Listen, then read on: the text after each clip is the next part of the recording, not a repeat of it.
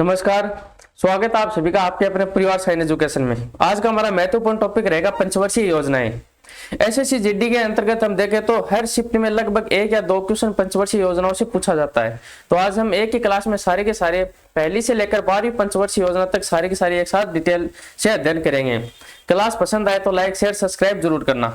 तो स्टार्ट करते हैं। देखो, विश्व में प्रथम पंचवर्षीय योजना कब बनी थी? 1928 से लेकर 1933 तक बनी थी। यदि हम बात करें विश्व की, तो विश्व में प्रथम पंचवर्षीय योजना 1928 से लेकर 1933 के मध्य बनी थी। सोवियत संघ के प्रधानमंत्री जोसेफ स्टालिन ने प्रथम पंचवर्षीय योजना बनाई। विश्व में किसने प्रथम पंचवर्षीय योजना बनाई? तो सोवियत संघ के प्रधानमंत्री थे जोसेफ स्टालिन ने प्रथम पंचवर्षीय योजना बनाई। पंचवर्षीय योजना का विश्व में जनक जोसेफ स्टालिन को कहा जाता है।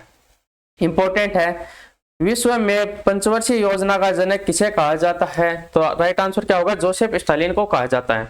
यदि हम भारत की बात करेंगे, भारत में पंचवर्षीय योजना की शुरुआत किसने की थी? तो जवाहरलाल नेहरू ने की थी। याद रखना इंपॉर्टेंट है। अब देखिए, 1 अप्रैल 1951 से लेकर 31 मार्च 2017 तक पंचवर्षीय योजनाएं बनी थी। कब से कब? 1 अप्रैल 1951 से लेकर 31 मार्च 2017 तक कुल कितनी पंचवर्षीय योजनाएं बनी? तो कुल 12 पंचवर्षीय योजनाएं बनी थी। इसके अंतर्गत 2 योजनाओं का आशय, एक अनवरत योजना थी और एक पंचवर्षीय योजना थी जो समय से पूर्व समाप्त हुई थी। देखिए, कुल पंचवर्षीय योजना की बात करें तो 12 बनी। इसमें 2 थे योजना अवकाश, 2 योजना अवकाश बने, 2 योजना अवकाश थे। एक अनवरत योजना थी, अनवरत योजना रोलिंग प्लान। एक पंचवर्षीय योजना थी जो समय से पूर्व समाप्त हो गई थी। और समय की बात करें तो 1 अप्रैल 1951 से लेकर 31 मार्च 2017 तक पंचवर्षीय योजनाओं का समय था। अब देखिए, प्रथम पंचवर्षीय योजना, प्रथम पंचवर्षीय योजना का समय क्या है? 1951 से लेकर 1956 तक। कब से कब है? 1951 से लेकर 1956 तक प्रथम पंचवर्षीय योजना का समय माना जाता है। यदि अब बात करें कि किस प्रतिरूपा मॉडल पर आधारित थी, तो हेराल्ड डोमर मॉडल पर आधारित थी। इंपॉर्टेंट है ये, प्रथम पंचवर्षीय योजना किस मॉडल पर आधारित थी? तो हेराल्ड डोमर मॉडल पर आधारित थी प्रथम पंचवर्षीय योजना, जिसका समय था 1951 से लेकर 1956 ईस्वी तक। यदि प्राथमिकता की बात करें तो कृषि क्षेत्र में आत्मनिर्भरता, कृषि क्षेत्र में आत्मनिर्भरता इसकी प्राथमिकता थी। उपलब्धियों की बात करें तो भारत में 3 बहुउद्देशीय परियोजनाएं चलाई गई थी। प्रथम पंचवर्षीय योजना के तहत भारत में 3 बहुउद्देशीय परियोजनाएं चलाई गई थी, जिसमें से एक है दामोदर घाटी परियोजना। कौन सा? दामोदर घाटी परियोजना। यह भारत की प्रथम बहुउद्देशीय परियोजना है। झारखंड और पश्चिम बंगाल में स्थित है। कहां पर स्थित है? झारखंड और पश्चिम बंगाल में स्थित है। अमेरिका की टेनेसी नदी घाटी पर आधारित परियोजना है और भारत की प्रथम परियोजना जो गैस, कोयला तथा जल आधारित विद्युत उत्पादन में सक्षम है। इंपॉर्टेंट है कि दामोदर घाटी परियोजना किस पंचवर्षीय योजना के तहत भारत में स्थापित की गई थी? तो पहली पंचवर्षीय योजना जो 1951 से लेकर 1956 तक थी। भारत की प्रथम बहुउद्देशीय परियोजना कौन सी है? तो दामोदर घाटी परियोजना है। कहां पर स्थित है? झारखंड और वेस्ट बंगाल में स्थित है। दूसरी देखिए, बागड़ा नांगल परियोजना, बिलासपुर हिमाचल प्रदेश में सतलज नदी पर स्थित है। उद्घाटन की बात करें तो 17 नवंबर 1955 को जवाहरलाल नेहरू ने किया और नेहरू ने इसे चमत्कारी विराट वस्तु भी कहा था। क्या कहा था? चमत्कारी विराट वस्तु की भी कहा था। किसने? जवाहरलाल नेहरू ने। किसको कहा था? भाखड़ा नागल बांध को, जिसका उद्घाटन 17 नवंबर 1955 को जवाहरलाल नेहरू ने किया था। तीसरी बहुउद्देशीय परियोजना हीराकुंड नदी घाटी परियोजना, उड़ीसा में स्थित 1953 में बनी महानदी पर है। कौन सी नदी पर है? महानदी पर है। कौन सी? हीराकुंड बांध परियोजना। अब यदि हम बात करें प्रथम पंचवर्षीय योजना में, तो इसकी जो टारगेट रेट रखी गई थी विकास दर, वो थी 2.1%। कितनी थी? लक्षित विकास दर थी 2.1% और प्राप्त विकास दर यानी अचीव रेट की बात करें तो वो थी 3.6% थी। अब देखिए, द्वितीय पंचवर्षीय योजना 1956 से लेकर 1961 तक। पंचवर्षीय योजना 5 वर्ष के लिए बनती है, तो पहली 51 से 56 तक थी, अब 56 से 61 तक है। मॉडल की बात करें तो महालनोबिस मॉडल पर थी और पहले किस पे थी? हेराल्ड डोमर मॉडल पर आधारित थी, जबकि दूसरी थी महालनोबिस मॉडल पर आधारित थी। इसमें जब प्राथमिकता की बात करें तो भारी उद्योग तथा आधारभूत उद्योगों को बढ़ावा देना था। किसको बढ़ावा देना था? भारी उद्योग तथा आधारभूत उद्योगों को बढ़ावा देना था। जबकि प्रथम पंचवर्षीय योजना में कृषि क्षेत्र में आत्मनिर्भरता थी। यदि हम बात करें उपलब्धियां, तो इसके अंदर 3 लौह इस्पात कारखानों की स्थापना की गई थी भारत में। किसकी स्थापना की गई थी? 3 लौह इस्पात कारखानों की स्थापना की गई थी। देखो, पहली में 3 बहुउद्देशीय नदी घाटी परियोजना थी, दूसरी में थी 3 लौह इस्पात कारखाने थे। देखिए, इसकी एक ट्रिक है, राज, भीरू और दुर्ग। इनको कैसे याद करें? देखो, राज से 2 वर्ड लिख लेंगे, राज से हो जाएगा राउरकेला। राउरकेला, राउरकेला की स्थापना की गई थी। जय से हो जाएगा जर्मनी की सहायता से। किसकी सहायता से? जर्मनी की सहायता से राउरकेला की स्थापना की गई थी। अब देखिए, भी से हो जाएगा भिलाई। क्या हो जाएगा? भिलाई। रूस से क्या हो जाएगा? रूस के सहयोग से थी। रूस के सहयोग से थी। अब देखिए, दू से क्या हो जाएगा? दुर्गापुरा। दुर्गापुरा, दुर्गापुरा। और बै से क्या हो जाएगा? ब्रिटेन। ब्रिटेन के सहयोग से। राज, भीरू, दुबे, ऐसे याद रखना, राज, भीरू, दुबे। राउरकेला जर्मनी के सहयोग से, भिलाई रूस के सहयोग से, दुर्गापुरा ब्रिटेन के सहयोग से। अब देखिए, राउरकेला कहां पर है? उड़ीसा में। उड़ीसा,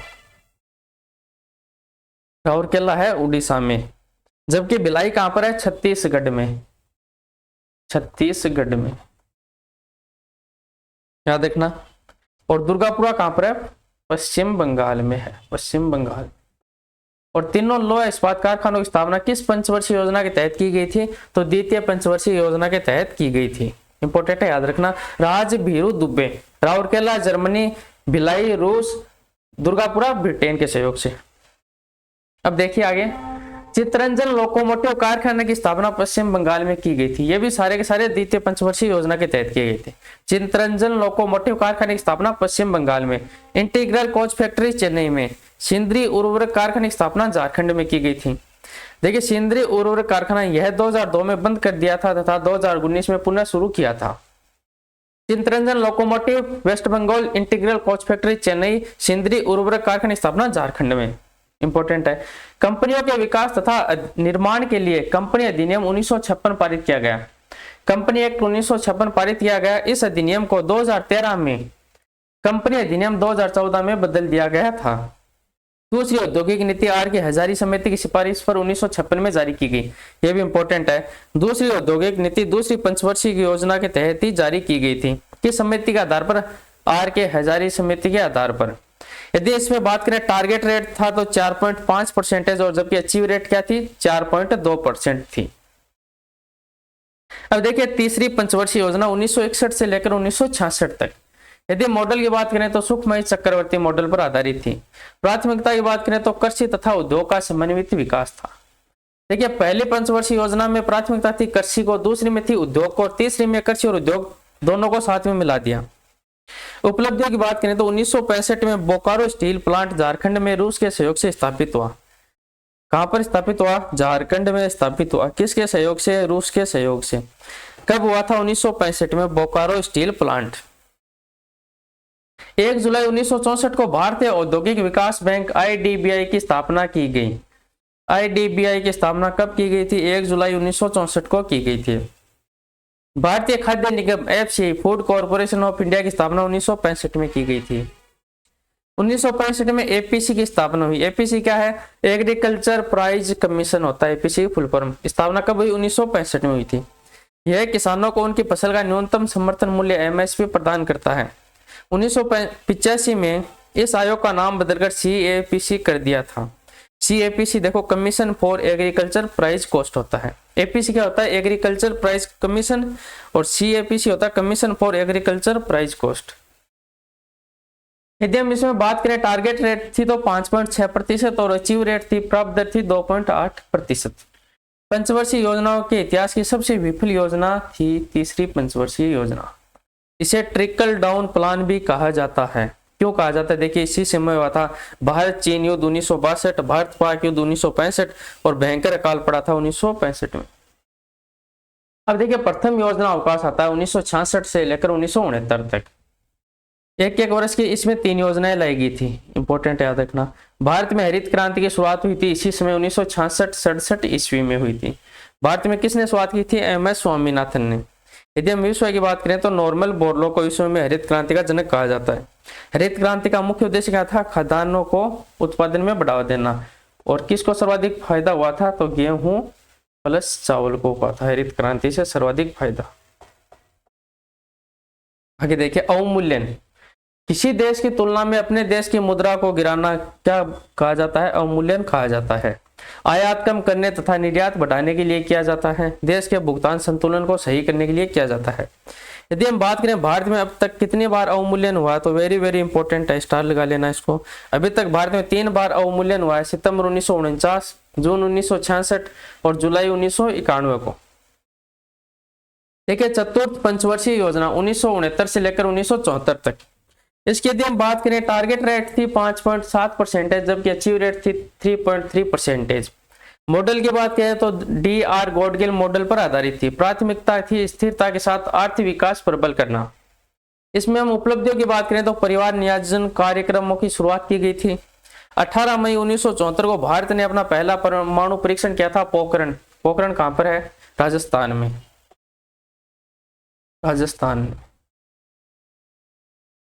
18 मई 1974 को भारत ने अपना पहला परमाणु परीक्षण पोखरण में किया था। भारत में प्रथम बार 14 बैंकों का राष्ट्रीयकरण 19 जुलाई 1969 को हुआ था। किस पंचवर्षीय योजना के तहत हुआ था? तो चतुर्थ पंचवर्षीय योजना थी। अब देखिए, 5वीं पंचवर्षीय योजना है 1974 से लेकर 1978 तक। पहली बात तो इसमें इंपॉर्टेंट है कि यह योजना केवल 4 वर्ष तक चली थी। 4 वर्ष तक चली थी। समय से पूर्व एकमात्र पंचवर्षीय योजनाएं थी। मॉडल था DP धर मॉडल पर आधारित थी। प्राथमिकता थी गरीबी उन्मूलन तथा आत्मनिर्भर था। यदि हम उपलब्धियों की बात करें तो गरीबी हटाओ का नारा दिया गया था। 1977-78 में काम के बदले अनाज योजना लाई गई थी। ये काम के बदले अनाज योजना कब लाई गई थी? 1977-78 में। न्यायपूर्ण कीमत मजदूरी नीति लागू की गई थी। भारत में क्षेत्रीय ग्रामीण बैंकों की स्थापना हुई थी। RRB रीजनल रूरल बैंक की स्थापना कब हुई थी? 2 अक्टूबर 1975 को भारत के 5 बड़े शहरों में स्थापना की गई थी, जिसमें एक है मालदा पश्चिम बंगाल, गोरखपुर उत्तर प्रदेश, मुरादाबाद उत्तर प्रदेश, जयपुर का राजस्थान का जयपुर था और हरियाणा का कौन सा था? भिवानी था। RRB की स्थापना की गई थी। कब की गई थी? इंपॉर्टेंट है, 2 अक्टूबर को। 2 अक्टूबर 1975 को RRB की स्थापना की गई थी। RRB 20 सूत्रीय कार्यक्रमों की शुरुआत हुई थी 1975 में ही, प्रधानमंत्री इंदिरा गांधी द्वारा गरीबी तथा जनसंख्या नियंत्रण हेतु। यदि हम बात करें, टारगेट रेट थी तो 4.4% और अचीव रेट थी यानी प्राप्त दर थी 4.8%। अब देखिए दोबारा अनवरत योजना 1978 से लेकर 1983 तक। यह योजना केवल 2 वर्ष 1978 से लेकर 1980 तक ही चल पाई थी। इसके प्रतिपादक की बात करें तो गुन्नार मिर्डाल थे। भारत में यदि बात करें तो DT लकड़वाला। यह योजना गुन्नार मिर्डाल की पुस्तक एशियन ड्रामा से निकली है। इंपॉर्टेंट है, एशियन ड्रामा किसकी पुस्तक है? अनवरत योजना में महत्वपूर्ण 4 कार्य किए गए थे। जो देखिए, पहला था शराबबंदी कर दी थी। दूसरा था सार्वजनिक वितरण प्रणाली का विस्तार किया गया था। उच्च मूल्य की वस्तुओं का विमुद्रीकरण किया गया था। और चौथा कार्य था सार्वजनिक बीमा योजना प्रारंभ की गई थी। आगे देखिए, छठी पंचवर्षीय योजना 1980 से लेकर 1985 तक थी। यदि हम मॉडल की बात करें तो आगत निर्गत इनपुट आउटपुट मॉडल था। कौन सा मॉडल था? इनपुट आउटपुट मॉडल था। यदि हम बात करें प्राथमिकता तो गरीबी उन्मूलन तथा रोजगार में वृद्धि इसका मुख्य प्राथमिकता थी। और एकमात्र योजना थी जो 2 बार बनाई गई थी, वो कौन सी थी? छठी पंचवर्षीय योजना। एक बार तो मोरारजी देसाई की जनता पार्टी सरकार द्वारा,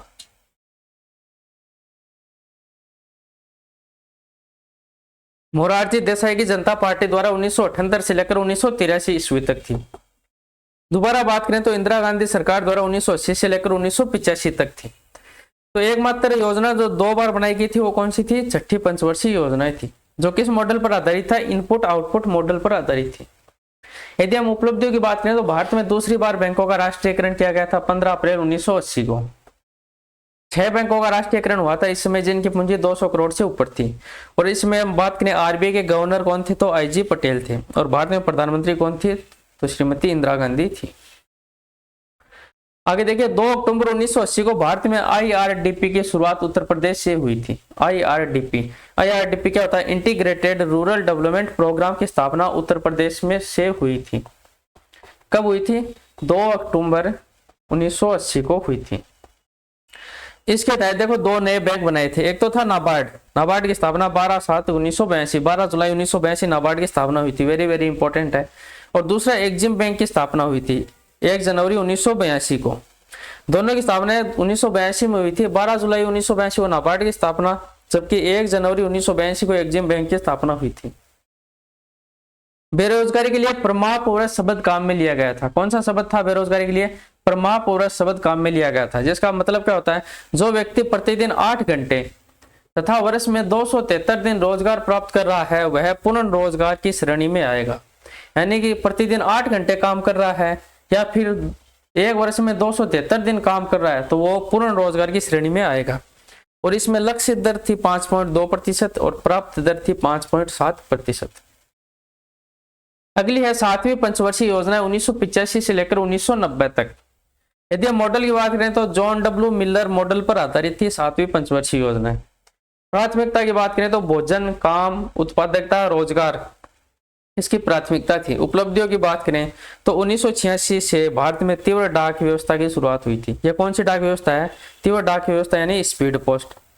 स्पीड पोस्ट की शुरुआत कब हुई थी? भारत में 1986 से हुई थी। कौन सी पंचवर्षीय योजना के समय? तो 7वीं पंचवर्षीय योजना के समय। 1986 में कापाट की स्थापना, CAPART की स्थापना 1986 में हुई थी। इसकी फुल फॉर्म क्या होती है? Council for the advancement of people's agriculture and rural technology. Subramaniam Vijay Kumar द्वारा इसकी स्थापना की गई थी। यह संस्था मानव संशोधन एवं विकास मंत्रालय के अंडर काम करती थी। मंत्रालय के 3 काम करती थी या मंत्रालय के अंडर काम करती थी। 12 अप्रैल 1988 को भारत में शेयर बाजार पर नियंत्रण हेतु सेबी की स्थापना हुई थी। इंपॉर्टेंट है, सेबी की स्थापना कब हुई थी? तो 12/4/88, ऐसे याद रखना, 12/4/88 को किसकी स्थापना हुई थी? सेबी की स्थापना हुई थी, जिसकी फुल फॉर्म क्या होती है? Security exchange board of India. जो शेयर मार्केट का काम करते हैं उनके लिए है security exchange board of India, SEBI की फुल फॉर्म। स्थापना की बात करें तो 12/4/88 को। यदि इस योजना में हम टारगेट रेट की बात करें तो 5% थी, जबकि अचीव रेट क्या थी? 6% थी। अब देखिए द्वितीय योजना अवकाश 1990 से 1992 तक। इसमें क्या हुआ? 1-1 वर्ष की 2 योजनाएं लाई गई थी। यदि हम उपलब्धियों की बात करें तो 1 अप्रैल 1990 को सिडबी की स्थापना हुई थी। सिडबी का एक बैंक है, small industry development bank of India, भारतीय लघु औद्योगिक विकास बैंक। इंपॉर्टेंट है, सिडबी की स्थापना कब हुई थी? 1/4/90 को हुई थी। 1/4/90 ऐसे डायरेक्ट याद रखा करो इनको। सिडबी की स्थापना कब हुई थी? 1/4/90 को हुई थी। 24 अप्रैल 1991 को भारत की 5वीं औद्योगिक नीति लाई गई थी। भारत में आर्थिक सुधारों का प्रथम दौर स्टार्ट हो जाता है इसी समय से, जुलाई 24 1991 से। मॉडल क्या था? राव मनमोहन मॉडल था। इसके तहत भारत में LPG नीति लाई गई थी। कौन सी नीति? LPG नीति लाई गई थी। एल का मतलब क्या होता है? उदारीकरण। देश की आर्थिक विकास में बाधक सरकारी नियमों को उद्धार करना क्या था? उदारीकरण था। पी का मतलब था निजीकरण। सरकार द्वारा सरकारी कंपनियों का कुछ हिस्सा बेचना क्या था? निजीकरण था। जी क्या था? वैश्वीकरण। विश्व की अन्य अर्थव्यवस्थाओं के साथ जुड़ाव था। यह था LPG नीति अपनाई गई थी। नेक्स्ट देखिए 8वीं पंचवर्षीय योजना है 1992 से लेकर 1997 तक। प्राथमिकता की बात करें तो सर्वांगीण मानव का विकास इसमें था प्राथमिकता। उपलब्धियों की हम बात करें तो 1 जनवरी 1995 को भारत WTO का सदस्य बना था। WTO क्या है? वर्ल्ड ट्रेड ऑर्गेनाइजेशन है। कब इसका भारत सदस्य बना था? तो 1/1/1995 को भारत WTO का सदस्य बना था 8वीं पंचवर्षीय योजना के समय। सभी गांवों तक प्राथमिक चिकित्सा सुविधा तथा पेयजल पहुंचाना 8वीं पंचवर्षीय योजना के तहत था। ऑपरेशन ब्लैक बोर्ड का शुभारंभ किया था। कौन से ऑपरेशन का? ऑपरेशन ब्लैक बोर्ड का शुभारंभ। अब ब्लैक बोर्ड क्या है? स्कूलों में काम आता है ब्लैक बोर्ड, तो प्राथमिक शिक्षा को बढ़ावा देने के लिए ये था ऑपरेशन ब्लैक बोर्ड। राष्ट्रीय पोषाहार मिशन की शुरुआत की गई थी। इसमें टारगेट रेट थी 5.6% और जबकि अचीव रेट थी 6.8% थी। देखिए 9वीं पंचवर्षीय योजना 1997 से लेकर 2002 तक। यदि बात करें प्राथमिकता तो स्थिरता के साथ आर्थिक विकास पर बल दिया गया था। स्थिरता के साथ आर्थिक विकास पर बल दिया गया था नवी पंचवर्षीय योजना में। इसमें देखिए फीरा 1973 को फीमा 1999 में बदला गया, जो 1 जून 2000 से लागू हुआ था। अब देखिए फीरा और फीमा क्या है। फीरा है फॉरेन एक्सचेंज रेगुलेशन एक्ट और जबकि फीमा है फॉरेन एक्सचेंज मैनेजमेंट एक्ट है। इंपॉर्टेंट है दोनों, फुल फॉर्म याद रखना। इसमें यदि हम टारगेट रेट की बात करें तो 6.5% और अचीव रेट क्या थी 5.4% थी। 10वीं पंचवर्षीय योजना 2002 से लेकर 7 तक थी। प्राथमिकता की बात करें तो समावेशी विकास पर बल दिया गया, समानता एवं सामाजिक न्याय पर इसमें बल दिया गया था। सामाजिक न्याय पर बल, समानता, समावेशी विकास पर बल किस पंचवर्षीय योजना की प्राथमिकता थी तो 10वीं पंचवर्षीय योजना की प्राथमिकता थी। इसके अंदर सर्व शिक्षा अभियान 2002-2003 की शुरुआत की गई थी, ये इंपॉर्टेंट है। यदि इसमें बात करें तो टारगेट रेट थी 8% और जबकि प्राप्त दर क्या थी 7.6% थी। अब देखिए 11वीं पंचवर्षीय योजनाएं 2002 से लेकर 2012 तक, 2007 से लेकर 2012 तक थी।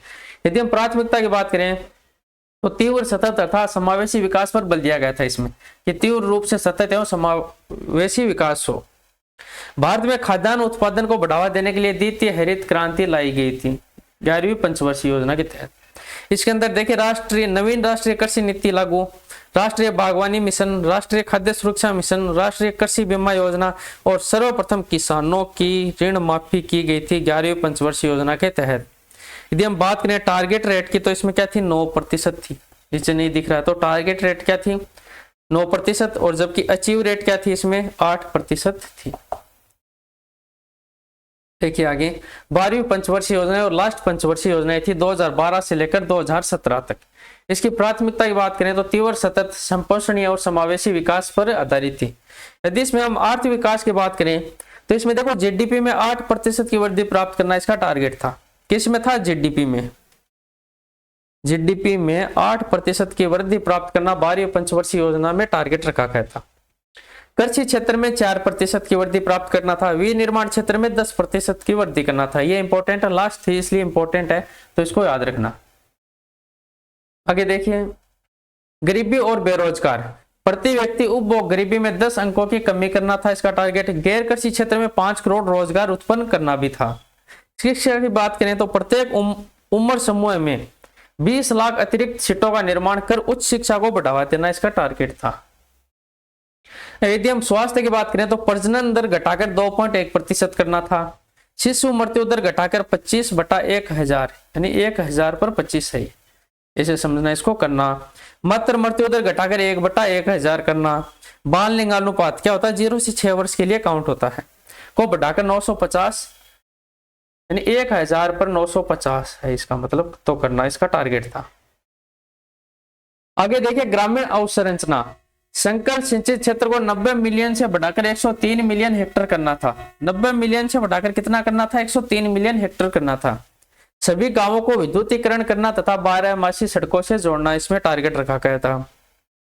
50% गांवों को निर्मल ग्राम का दर्जा देना था और 50% गांवों को पेयजल पहुंचाना था। तो आज की क्लास में हमने पंचवर्षीय योजनाओं के बारे में पढ़ा जो एसएससी जीडी के लिए एक महत्वपूर्ण टॉपिक है। तो क्लास को शुरू से लेकर लास्ट तक जरूर देखना। क्लास पसंद आए तो शेयर, सब्सक्राइब, लाइक जरूर करना। आज के लिए इतना ही, धन्यवाद।